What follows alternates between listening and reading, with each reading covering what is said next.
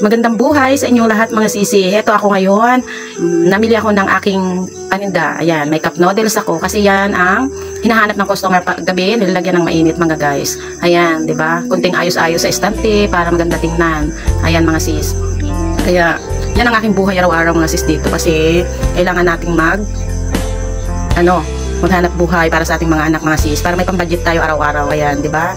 Kaya yung mga mga sis, kailangan nating magsumikap kasi marami akong anak, di ba? 4 sila. Ayan. Tapos yung mga chichirya nilalagay ko lang yan sa estante muna kasi hindi ko pa siya kayang staplerin ngayon kasi medyo marami pa akong ginagawa mga sis. Tapos ayan, sinipag yung anak ko, magwawalis daw siya, nanghingi sa akin ng walis mga sisi, di ba?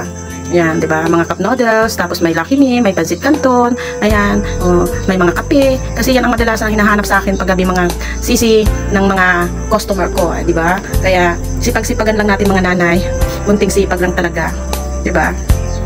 Tapos kunting ayos natin diyan sa ating mga sampayin, kagaya ng mga kape, ayusin natin yan, isasampay, o yan, di ba? Umaakyat pa ako sa upuan para may sampay ko lang kasi medyo mataas yung sampayan ng kape ko. Ayan, yung mga kape na yan, di ba?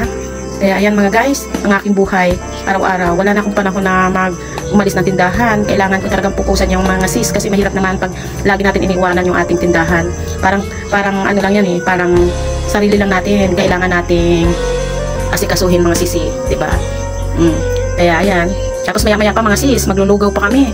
Kasi yan din, hinahanap din ng mga customer ko yan. Lugaw kasi ang hinahanap nila paggabi mga sisi kasi para busog daw sila.